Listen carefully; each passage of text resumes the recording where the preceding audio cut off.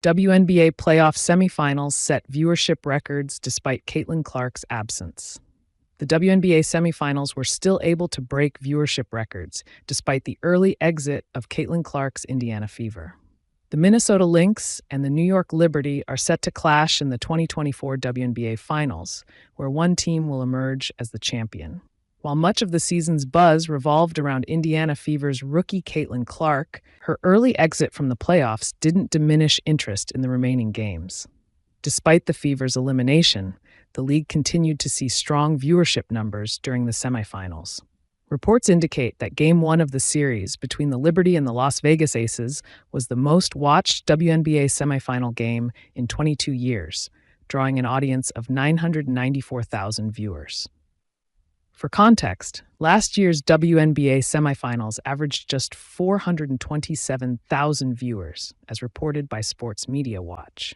While these numbers don't match the staggering 2.5 million viewers who tuned in for Caitlin Clark's Game 2 showdown against the Connecticut Sun earlier in the playoffs, it is still a considerable improvement over previous seasons.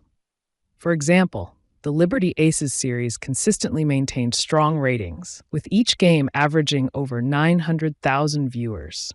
The numbers aren't too far from the million-viewer mark that Caitlin Clark's games regularly achieved throughout the season.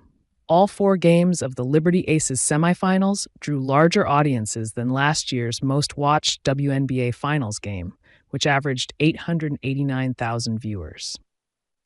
As the Lynx and Liberty prepare for their final showdown, the league is poised to conclude the season on a high note. In a recent podcast episode of A Touch More with Sue Bird and Megan Rapinoe, Bird said that while Clark is a big draw, there's no need to be pessimistic about the league's growth.